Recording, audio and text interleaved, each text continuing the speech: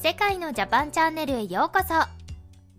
日本の海を守るため日々空を飛び警戒監視を行っている飛行機をご存知でしょうか。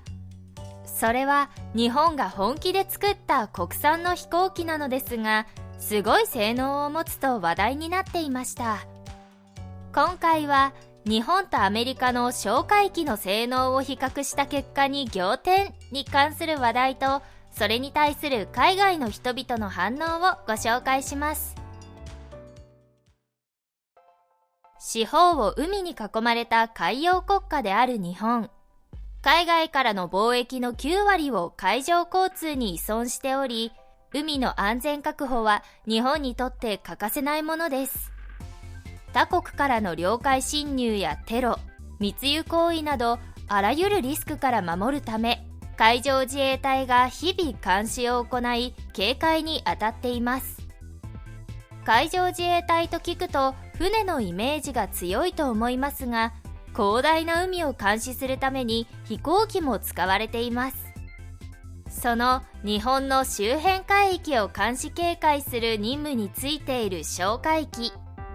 空から海をパトロールし、不審な動きをしている外国船や潜水艦がいないか、遭難船舶がいないかなど日夜監視しています。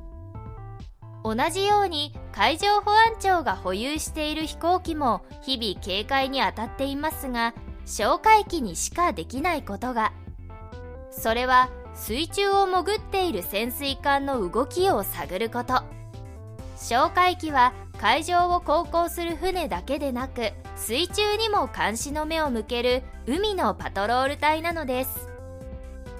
海上自衛隊が保有する哨戒機は長らくアメリカのロッキード社製の P3C 哨戒機がメインで活躍していましたが、老朽化に伴い退役が進んだため P3C の後継機が登場しました。それが日本が開発した P1、国産の哨戒機です。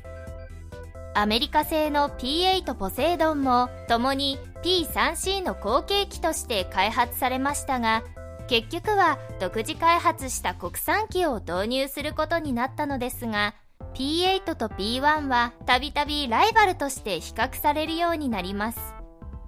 アメリカの方が実績があるので能力も高いはずと思いきや、日本製 P1 もその性能が注目を浴びており、両者の性能を比較した記事が海外でも話題となっていましたので、見ていきましょう。まずエンジンについて。従来の P3C はプロペラ機でしたが、 P1、P8 ともにジェットエンジンを搭載。P8 は2発のエンジンを搭載したのに対し、 P1 は4発搭載。それにより P1 は速度と航続距離が大幅に向上しました。哨戒機は広大な海の監視のために長時間の飛行が必須。 P1 は連続滞空時間が10時間以上だそうで、機内には休憩スペースや電子レンジなど長時間任務のための設備設計がされています。また P1 は潜水艦の磁気がもたらす磁場の流れを捉えるマッド磁気探知機を搭載していますが、 P8 はマッドを削減。これだけではなく P1 は P8 が備えるセンサーはもちろん、他にも多数のセンサーを搭載しています。そして P1 はフライバイライトと呼ばれる光ファイバーを用いた新しい操縦システムを採用。操縦アシスト機能の進化と電波妨害に強くなり、操縦性は向上したといいます。搭載ミサイルについても比較すると、 P1 は対戦用の魚雷や爆弾に加え、対艦用ミサイルを最大8発搭載可能。 P8 の最大搭載数は4発となっています。このようにスペックで比較してもアメリカの P8 に引けを取らない日本製の P1 について、海外の人々からは驚きの声が寄せられていましたので、その一部をご紹介します。海外の反応。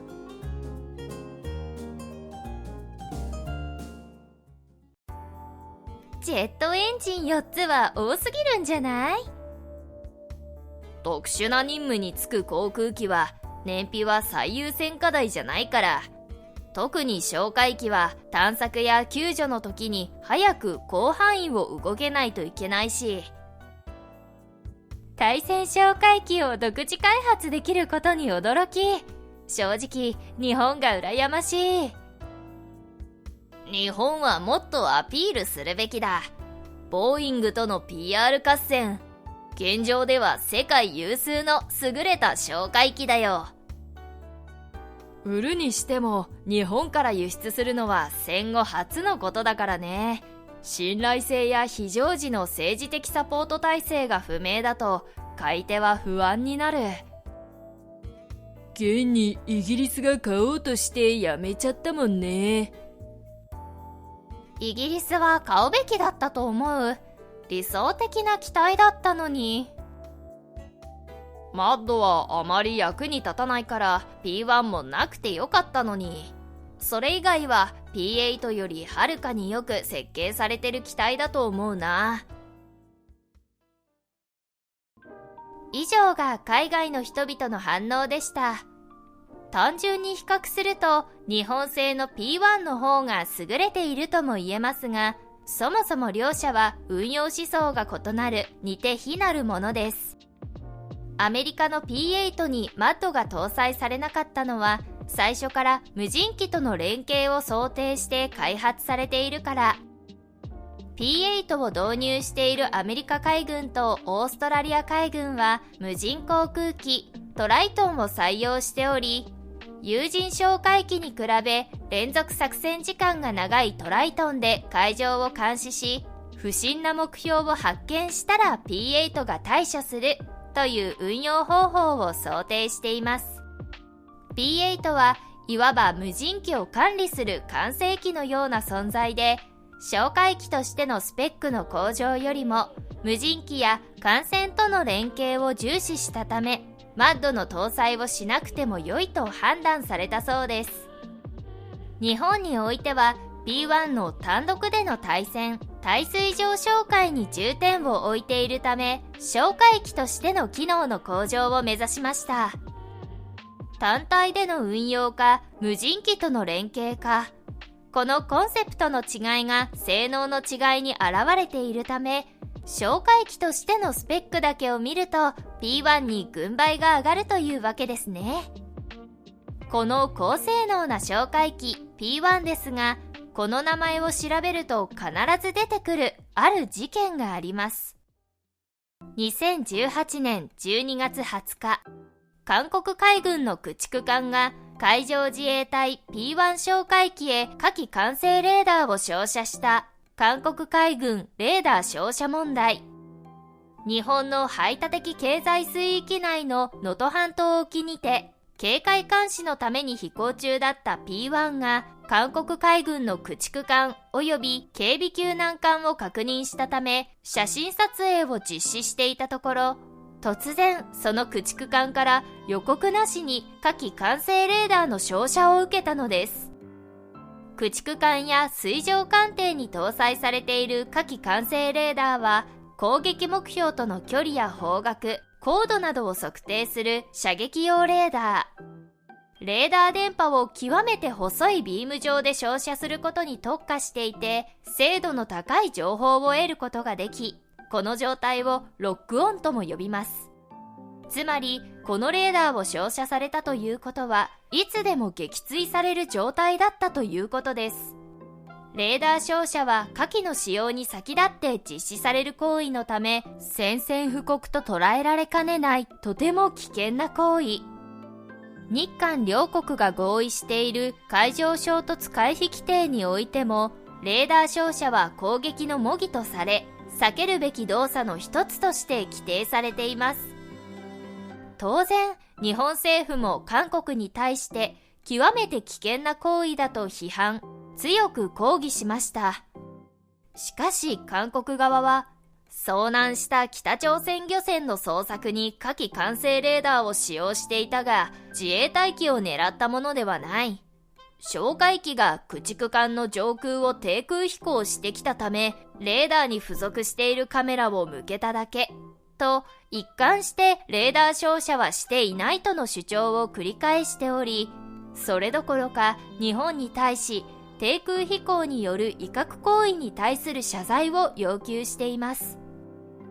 韓国側の言い分としては、漂流していた北朝鮮の遭難船の救助作戦中に日本の P1 が威嚇飛行をして妨害した。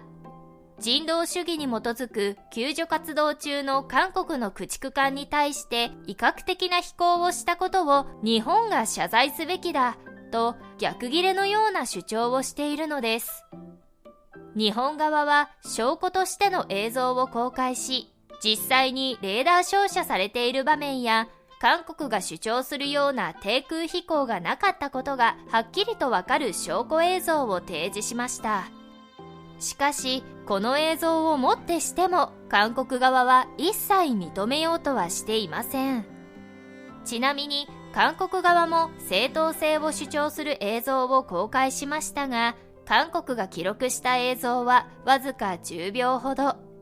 その他の映像は日本側が公開した映像からの引用だったり、P1 が低空飛行しているように見えるようサムネイルを加工していたりと、証拠映像とは程遠いお粗末な映像でした。2018年に起こったこの事件、2023年においても両者平行線のまま解決しておらず、2023年3月23日にも韓国国防部長官がレーダー照射はなかったとの認識を示し、日本側の主張を改めて否定。日本が悪いという主張を崩しませんでした。ただ、日韓の関係改善を掲げるユン大統領は、日韓首脳会議でレーダー照射に対する事実関係を否定せず、これまで照射の事実そのものを認めてこなかった韓国政府とは異なる立場を示していました。いずれにしても、韓国政府内でも足並みが揃っていない状態では問題解決には程遠く、未だに謝罪するつもりはない様子からも、両国が信頼関係を築くのは難しいと言わざるを得ませんね。韓国のレーダー照射はさておき、大量のミサイルを積んでいる高性能な P1 が警戒しているかもしれないという脅威が近隣国への抑止力として今後も重要な役割を担っていくことでしょう。動画を最後までご覧いただきありがとうございました。この動画が参考になりましたらチャンネル登録と高評価ボタンをお願いします。今回のナレーションはエリがお送りいたしました。